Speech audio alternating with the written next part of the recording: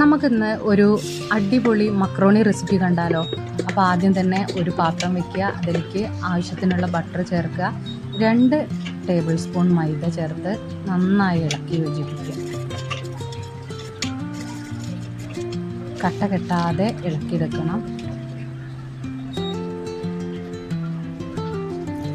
അതിനുശേഷം ആവശ്യമായ പാല് ചേർത്ത് കൊടുക്കുക.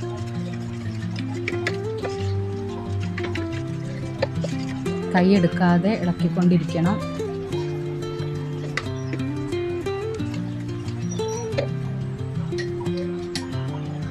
ഒരു നുള്ളുപ്പ്,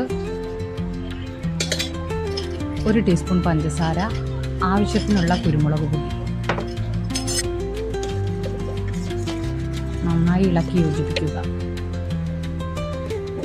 ബോയിൽ ചെയ്ത് വെച്ചിട്ടുള്ള നമ്മുടെ മക്രോണി അതിലേക്ക് ചേർക്കാം. നന്നായി ഇളക്കി യോജിപ്പിക്കുക.